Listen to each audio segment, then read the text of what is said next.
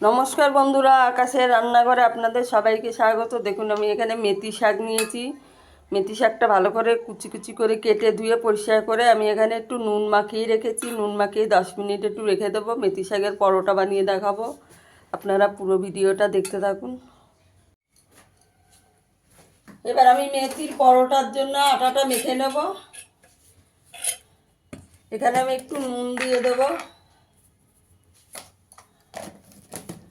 এখানে একটু শুকনো লঙ্কা ভেজে গুঁড়ো করে রেখেছি, দিয়ে দেবো।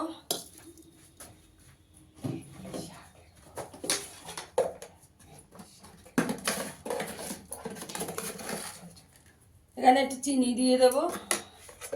মেথি শাকের পরোটাটার জন্য আমি এখানে এবার মেথি শাকটা দিয়ে দেবো।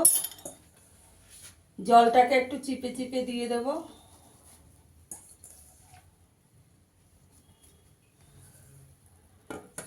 এবার ভালো করে মিশিয়ে নেব আগে।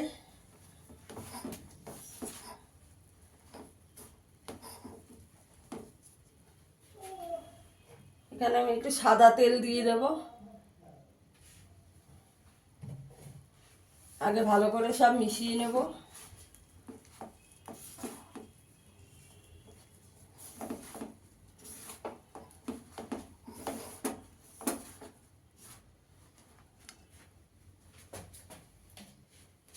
এখানে আমি একটু দই দিয়ে দেব। দই দিলে পরোটাটা খুব নরম হয়।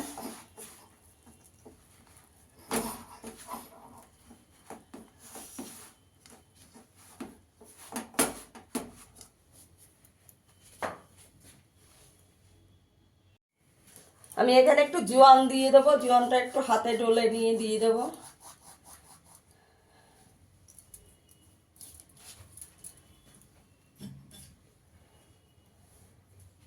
আমি এই দইয়ের বাটিটা দিয়ে অল্প অল্প করে জল দিয়ে একটু মেখে নেব। দই দিলে পরের দিন পর্যন্ত পরোটা খুব নরম থাকে। বন্ধুরা, আপনারা এইভাবে একদিন বানাবেন। আমি একটু আদা গ্রেট করে দিয়েছি। আদাটা আমার দেওয়া একটু স্কিপ হয়ে গেছে, আমি একটু আদা দিয়েছি এখানে। এবার ভালো করে মেখে নেব। আমার মেথি শাকের পরোটার জন্য ডোটা মাখা হয়ে গেছে। এবার আমি এটা একটু 10 মিনিট রেস্টে রেখে দেবো চাপা দিয়ে। দেখুন আমি এই যে পরোটাটা লেচি করে নিয়েছি। এবার বেলে নেব। একটুখানি শুকনো আটা দিয়ে বেলে নেব। আপনারা চার কোনাও বেলতে পারেন। দেখুন আমার পরোটাটা বেলা হয়ে গেছে। এবার সেঁকে নেব। আমি এরকম 3 কোনা করে বেলেছি। এই যে আমি এখানে একটা প্যান বসিয়ে দিয়েছি। এবার পরোটাটা একটু সেঁকে নেব। আগে আগে একটু শুকনো সেঁকে নেব।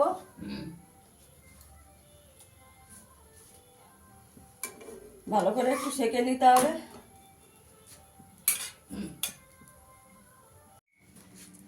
পরোটাটা সেঁকা হয়ে গেছে। এবার তেল দিয়ে দেবো, অল্প অল্প করে তেল। আপনারা চাইলে ঘি দিয়ে করতে পারেন।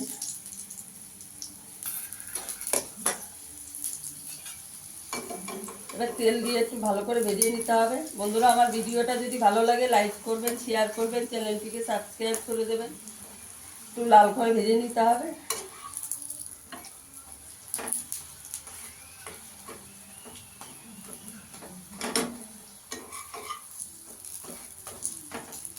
এইভাবে আটাটা একটু দই দিয়ে মেখে নিলে পরোটাটা খুব নরম হয়।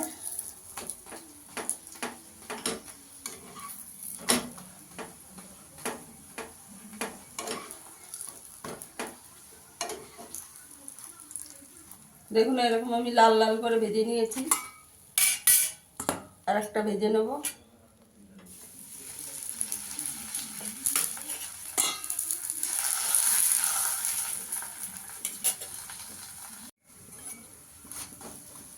দেখুন ওইটাও আমার ভাজা হয়ে গেছে। একটু লাল করে ভেজে নিতে হবে। এই যে আর একটা ভেজে নেব। অল্প অল্প করে তেল দিয়ে ভেজে নেব।